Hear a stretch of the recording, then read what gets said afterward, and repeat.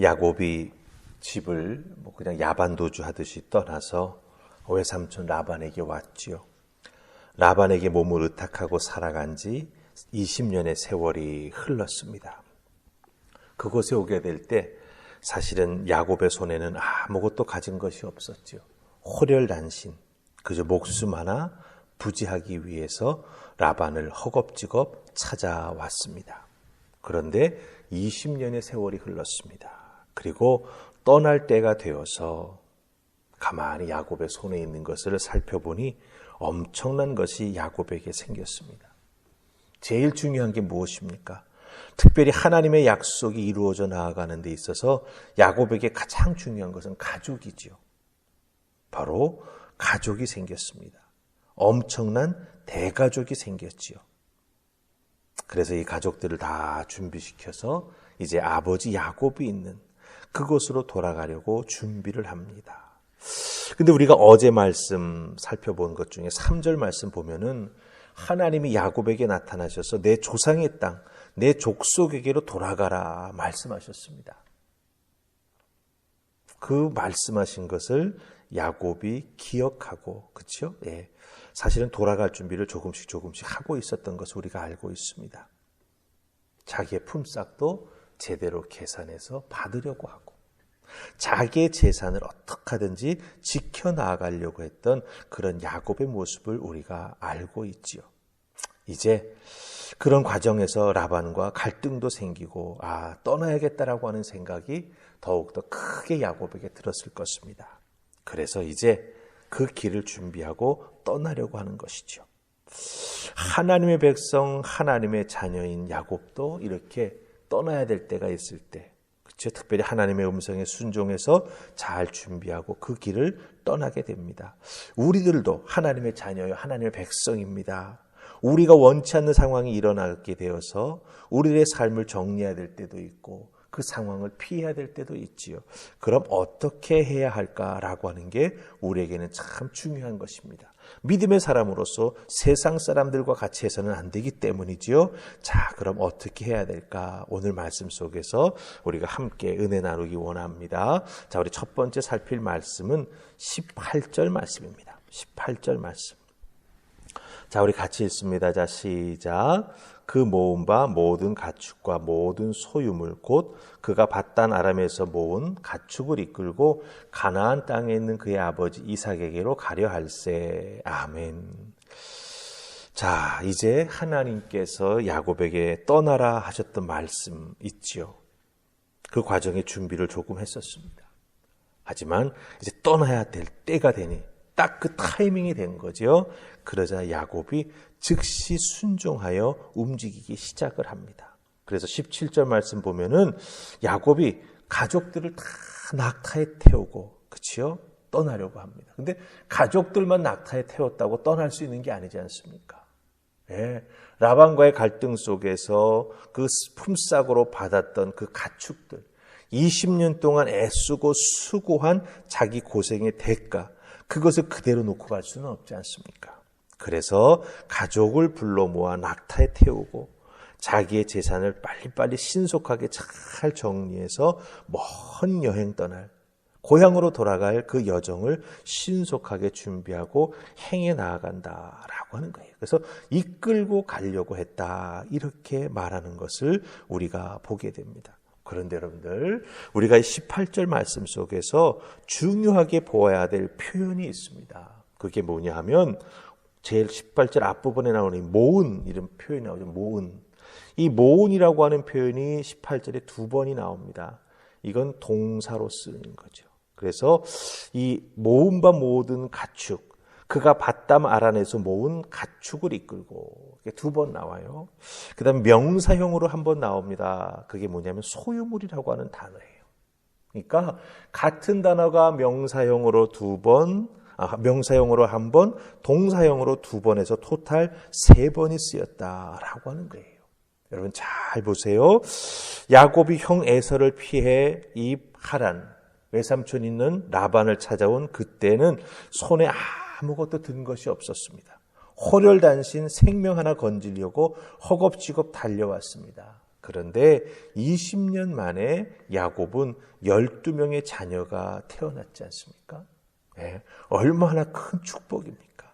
그리고 많은 가축을 하나님께서 역사해 주셔서 야곱의 재산으로 허락해 주셨죠. 네.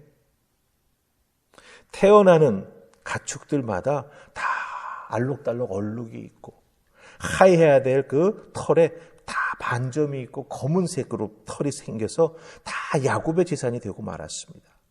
엄청난 하나님의 역사와 축복이 있었던 것이죠. 근데 그것을 라반은 속임수로 여겼습니다.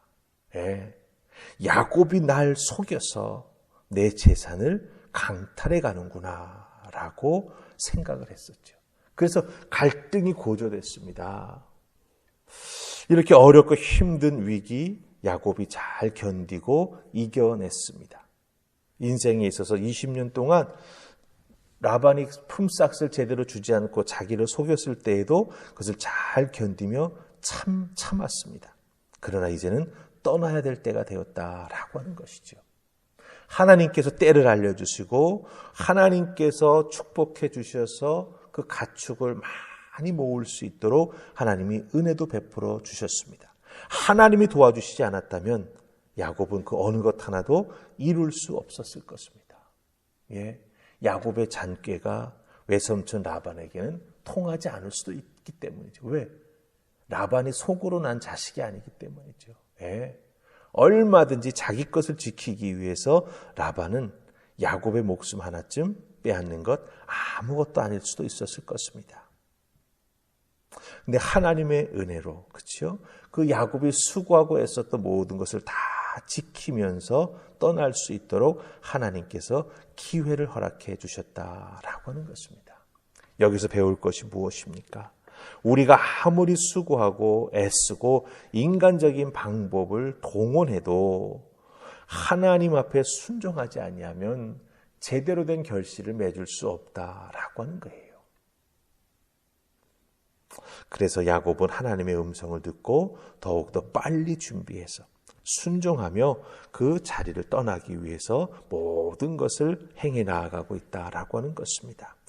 우리들의 인생에 있어서도 정말 우리가 원치 않은 일들이 일어나게 되고 사람과의 관계 속에서 어려움이 생길 수도 있습니다. 그럴 때 가장 중요한 것은 무엇입니까? 예, 하나님의 뜻을 구하는 것입니다. 그리고 하나님 말씀해 주시면 그것을 즉각 순종하여 행해 나아가는 우리가 되어야 한다라고 하는 것이죠.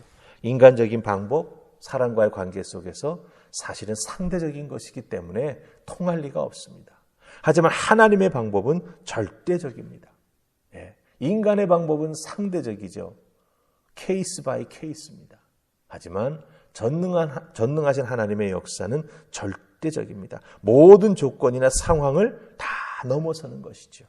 그렇기 때문에 우리는 하나님의 은혜를 사모하고 하나님께서 말씀해 주신 것에 순종하여 절대적으로 나를 위해 역사해 주시는 하나님 앞에 무릎 꿇고 나아갈 때 놀라운 하나님의 도우심을 더딛게 된다라고 하는 것 꼭 기억하시기를 주님의 이름으로 부탁을 드립니다. 아멘. 자, 그 다음에 우리 24절 말씀 보십시다. 24절입니다. 우리 같이 읽습니다. 시작. 밤에 하나님이 아람 사람 라반에게 현명하여 이르시되 너는 삼가 야곱에게 선악간에 말하지 말라 하셨더라. 아멘.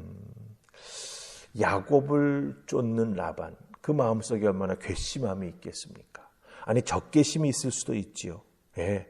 라반이 야곱을 만나서 한 말 중에 그 적개심이나 섭섭함이 그대로 묻어나지 않습니까?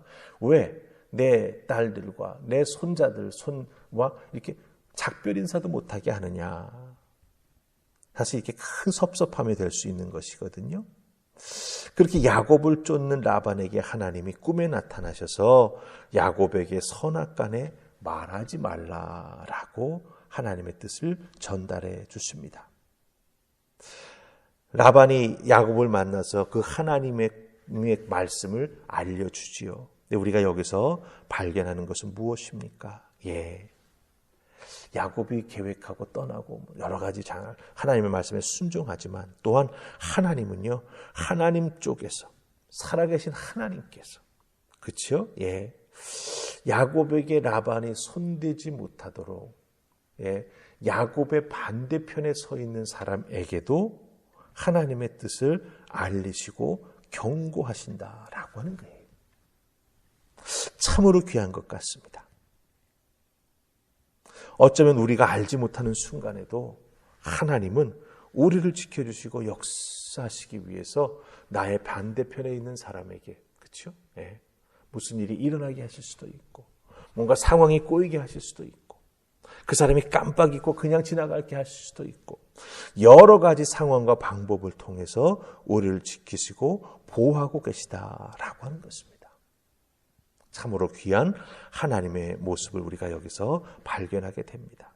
당사자인 나에게뿐만 아니라 나의 반대편에 서 있는 사람에게도 하나님은 나타나시고 하나님의 뜻을 전하시고 하나님의 사람에게 손대지 못하도록 하나님께서 모든 것을 예비하시고 이끌어 가신다라고 하는 것이죠. 얼마나 귀합니까? 할렐루야입니다. 아멘입니다. 하나님 감사합니다. 고백할 수밖에 없는 귀한 모습을 오늘 말씀 속에서 우리가 발견하게 됩니다. 우리들도 이런 하나님의 은혜를 경험하게 될 것입니다. 아니, 경험하신 분도 있을 것이죠. 이렇게 갑자기 일이 풀릴 수가 있을까? 저 사람이 왜 갑자기 마음을 바꿨을까? 왜 상황이 이렇게 나에게 유리하게 전개될까? 그게 바로 다 순종하려고 하나님 앞에 발걸음 떼는 우리들에게 하나님께서 또 다른 반대편에서 역사하시고 섭리하시고 이끌어주신 증거가 된다라고 하는 거죠.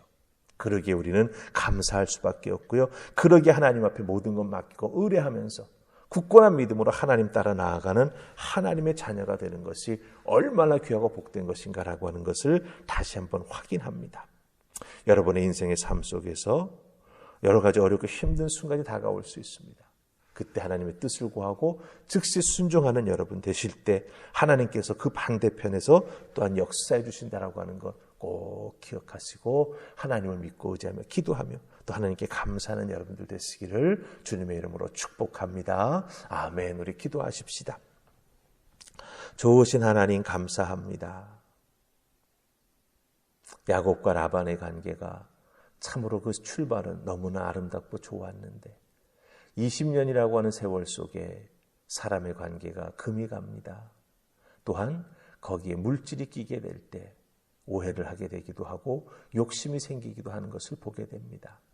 주여 도와주셔서 우리들의 인생에 있어서도 이와 같은 것으로 인해 어려움 당치 않도록 주여 도우시고 문제 생기지 않도록 주여 도우시고 특별히 하나님 앞에 기도하며 신앙생활에 나아가는 우리들 하나님의 뜻에 순종하며 미리 움직여 나아가는 하늘 은혜를 더하여 주시옵소서.